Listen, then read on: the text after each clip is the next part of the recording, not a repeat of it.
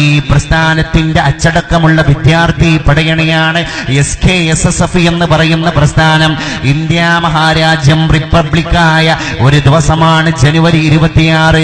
ബ്രിട്ടീഷുകാരന്റെ കരങ്ങളിൽ നിന്ന് ഈ രാജ്യം റിപ്പബ്ലിക്കായതിനെ ആധികാരികമായി രാഷ്ട്രരക്ഷയ്ക്ക് സൗഹൃദത്തിന്റെ കരുതൽ ഈ രാജ്യം രക്ഷപ്പെടണമെങ്കിൽ ഇവിടെ മുസൽമാനും ഹൈന്ദവനും ക്രൈസ്തവനും തോളോട് തോളുരമ്മി കൊക്കോട് കൊക്കുരമ്മി കയ്യോട് കൈ ചേർത്ത് ആലിംഗനം ചെയ്ത് ആശ്ലേഷണം നടത്തി പരിരംഭണം ചെയ്ത് ജീവിക്കണം എന്ന് പഠിപ്പിക്കാൻ തൊപ്പിവച്ച തലപ്പാവ ധരിച്ച താടിവച്ച ഒരു മതപണ്ഡിത പ്രസ്ഥാനമാണ് ഇന്ത്യ മഹാരാജ്യത്തിന്റെ വ്യത്യസ്ത സ്റ്റേറ്റുകളിൽ വ്യത്യസ്ത ജില്ലകളിൽ രാഷ്ട്രരക്ഷയ്ക്ക് സൗഹൃദത്തിന്റെ കരുതൽ എന്ന പ്രമേയം ഉച്ചരിച്ചിട്ട് എല്ലാ മതക്കാരെയും അതിഥികളായി ഉൾപ്പെടുത്തിയിട്ട് പരസ്പരം കൈകോർത്ത് പിടിച്ച് ഇന്ത്യ രാജ്യം റിപ്പബ്ലിക്കായ സായാഹ്നത്തിൽ നമ്മൾ പ്രതിജ്ഞ പുതുക്കുകയാണ്. ഇസ്ലാമിനെ നന്നാക്കാനുള്ള പ്രതിജ്ഞയല്ല, ആഖിറത്തെ പഠിപ്പിക്കുന്ന പ്രതിജ്ഞയല്ല, ഖബറാണ് എന്ന് പഠിപ്പിക്കുന്ന പ്രതിജ്ഞയല്ല, ഇസ്ലാമിന്റെ വക്താക്കളെ നമ്മുടെ പള്ളിക്ക് വേണ്ടി ഫണ്ട് കാണണം എന്ന പ്രതിജ്ഞയല്ല.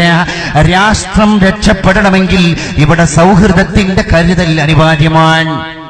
MGS നാരായണൻ കേരളം കണ്ട ഏറ്റവും വലിയ ചരിത്ര പണ്ഡിതനാണ്. ഇന്നും അദ്ദേഹം ജീവിച്ചുകൊണ്ടിരിക്കുകയാണ്.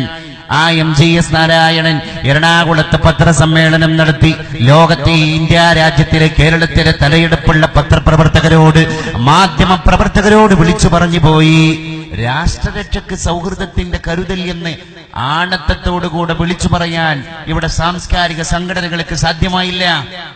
രാഷ്ട്രീയ പ്രസ്ഥാനങ്ങൾക്ക് കഴിയുന്നതിന്റെ മുമ്പ്, ഏതെങ്കിലും ക്ലബ്ബുകൾക്ക്, ഇസങ്ങൾക്ക്, അസോസിയേഷനുകൾക്ക് സാധിക്കുന്നതിന്റെ മുൻപ് സമസ്ത കേരള ജമിയത്തുൽ ഉലമായുടെ അച്ചടക്കമുള്ള പണ്ഡിത വിദ്യാർത്ഥികൾക്ക് സാധിച്ചു.